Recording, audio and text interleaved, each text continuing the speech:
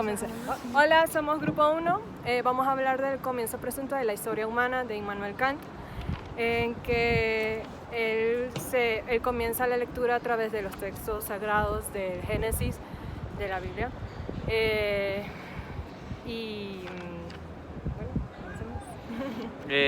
Bueno, hay algo general del texto que habla primero desde el inicio de la humanidad, y es la llama, la especie humana en ese momento era la animalidad, y el desarrollo de la historia a través de la razón y la experiencia lleva hasta el punto final de la lectura, que es la cumbre de la naturaleza o la divina providencia. Bueno, él parte de esta lectura a partir de que es un hombre que ya sabe caminar, de que ya piensa, por lo tanto ya tiene un razonamiento y también un desarrollo hacia la moral. Él habla de que ya él no sigue, en diferencia del animal con el hombre, él no sigue ese instinto ya de la voz de la naturaleza, y que eso lo hace muy diferente al ser animal, y ya comienza a ser un ser razonable. Es importante que cuando él toma la primera decisión es cuando se convierte en un ser razonable y se da cuenta que tiene la capacidad de tomar decisiones, optando por la libertad. El libro también transcurre mostrando cómo a medida que el hombre se va asentando, por decirlo así, se van creando diferentes comunidades, que las nómadas son las de pastoreo y las que se asientan son los ciudadanos que tienen cultivos, los cuales se agrupan para que los nómadas no les dañen, digamos, sus cultivos. A mí, pues, en la lectura me pareció curioso que el ser humano y su progresiva como desvinculación o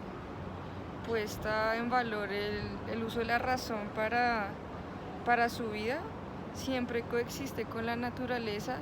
y progresivamente, como lo dice al final de la lectura,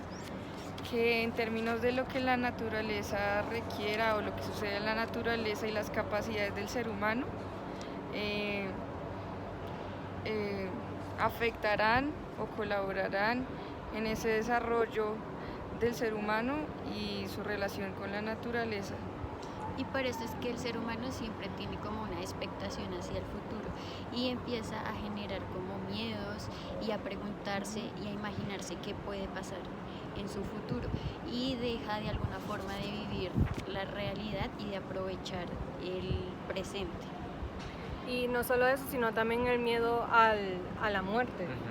en que ya también habla de que si nosotros viviéramos muchos más años, habla de que se acumularían como esas penalidades que uno tiene y va transmitiendo a las siguientes generaciones, lo cual generaría más problemáticas. Es que ese tema de la muerte y del hombre razonable que ya piensa en un futuro, digamos, es importante porque es un punto de inflexión en el que nos diferencia demasiado de los animales. Es decir, ya no cohabitamos como una sociedad, porque los animales también son sociables, sino él ya lo define como una cultura, en el que ya, digamos, tenemos costumbres, tradiciones, avances tecnológicos, y eso nos lleva a pensar, digamos, el hombre hasta qué punto lo piensa, hasta qué punto va a llegar la evolución del hombre. Es decir, la muerte está establecida y es una crítica a lo que dice si viviéramos demasiado. Sí. Si viviéramos demasiado, los hombres se cansarían de vivir tanto, porque no está en nuestra naturaleza el vivir tanto. O sea, parece ser que la naturaleza nos tiene preparados tener un periodo de tiempo en el que vivimos y progresamos. Entonces parece interesante saber si de pronto el ser humano puede alterar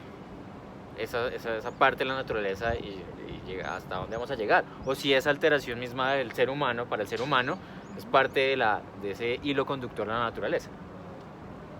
Y otro tema que era sobre, pues se supone que a medida que avanza el tiempo y ya que nosotros nos vamos dando también por la experiencia y el uso de la razón, pues en esa medida las necesidades como tal base del ser humano se complejizan y uno empieza a pensar como en estadios futuros la complejidad de las necesidades de un ser humano, que estado pues al inicio podría ser simplemente los básicos,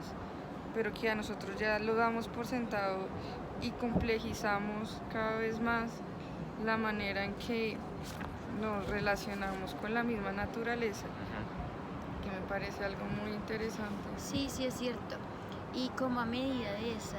complejización de la naturaleza y de cómo vive el ser humano, se van creando como unos bienes y bienestares para el hombre, pero al mismo tiempo se van creando unos males, ¿sí? Entonces los males realmente vienen de esos bienes, o sea, nacen de esos bienes. Entonces es importante como él al final del texto nos pone a reflexionar y nos dice que debemos aceptar los males que hemos creado a la humanidad como si fueran propios, porque realmente es de la raza humana, y a partir de eso pues ya empezar a contribuir y a construir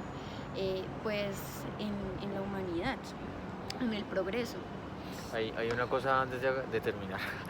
que hablando de la clase y digamos, del ser humano, hay un pensamiento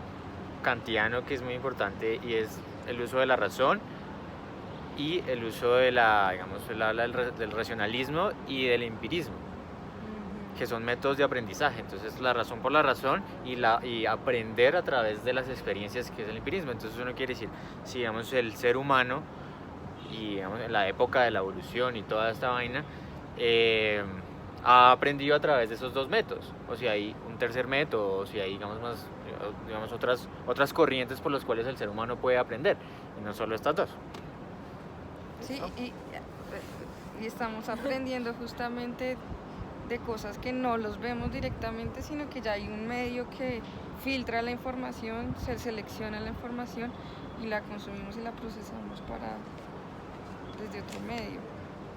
como los medios de comunicación, el acceso al internet o demás,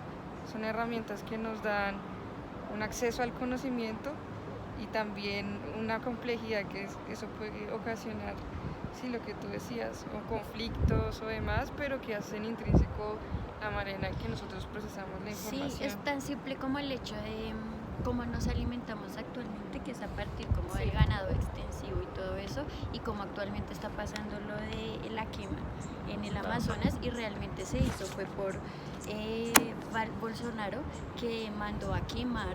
como esas partes del Amazonas para que se volviera todo eso como pasto para el ganado y empezar a cultivar soja y todo eso. Entonces es ver cómo, digamos, de alguna forma sí estamos evolucionando, ya producimos alimento en masa pues para todo el mundo, pero también al mismo tiempo estamos creando un mal para la naturaleza y para nosotros mismos. Hay una frase de una película de Christopher Nolan, la Interestelar, que dice, nacimos aquí pero estamos destinados a morir afuera, era como el fin último del planeta. Entonces eso tiene que ver con el avance de la naturaleza, hacia dónde va el hombre. Bueno, muchas gracias, que se Chao.